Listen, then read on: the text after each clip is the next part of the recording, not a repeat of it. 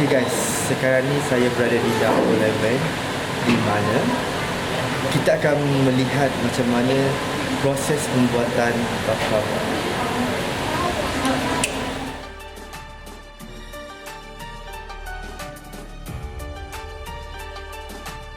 Detail like paper. Yeah. So 40 or 40? 40, 40. 0.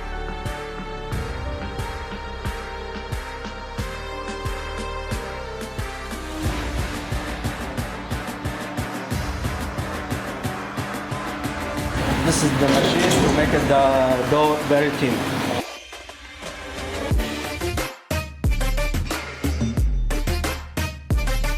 For you guys to try, please come. It's first layer. Right? Oh my god.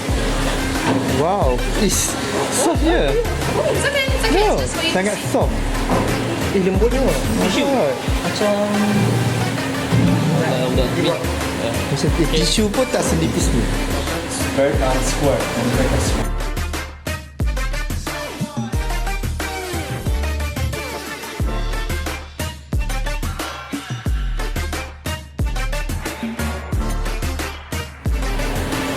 This is pistachios from Iran. It's really green and this is yellow pistachios. So we just put them in.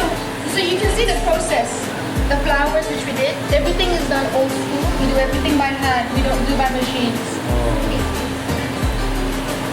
So every single baklava.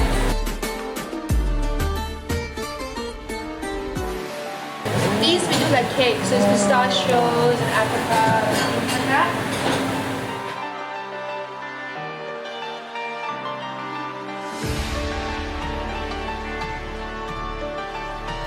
Just hold it from the part.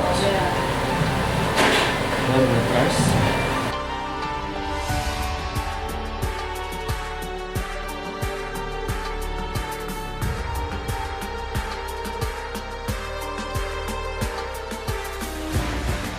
Forge, yang ini namanya kolushko.